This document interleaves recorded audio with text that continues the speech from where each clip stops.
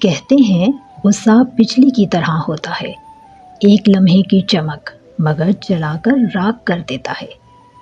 ایک شخص بھی ایسا ہی تھا، غصے میں آ کر الفاظ برساتا اور جب سکون آتا دل پچھتاوے میں جلتا۔ ایک دن اس نے سنا کہ ایک عالم ہے جو لوگوں کے دلوں کے مسئلے حل کر دیتے ہیں۔ وہ بھاگا ہوا ان کے پاس گیا، کہا مجھے بہت غصہ آتا ہے، کیا کروں؟ عالم نے مسکرا کر کہا جب غصہ آئے تو جا کر درخت میں ایک کیل ٹھونک دینا۔ آدمی حیران ہوا، یہ بھی کوئی علاج ہے؟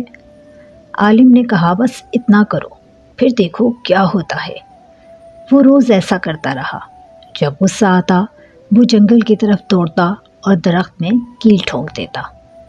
پہلے دنوں میں کیلیں زیادہ تھیں، پھر آہستہ آہستہ کم ہوتی گئی اور ایک دن غصہ ختم۔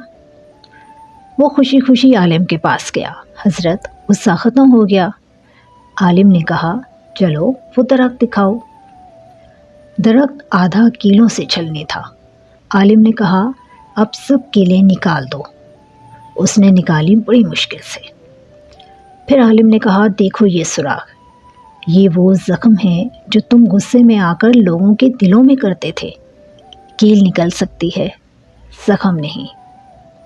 آدمی کے آنسو بہہ نکلے۔ اس نے کہا میں نے زندگی میں بہت دل زخمی کیے ہیں۔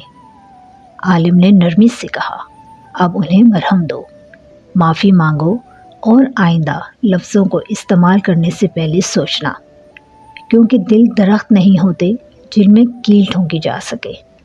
غصہ اتر جاتا ہے مگر الفاظ کے نشان ہمیشہ دل پر رہ جاتے ہیں۔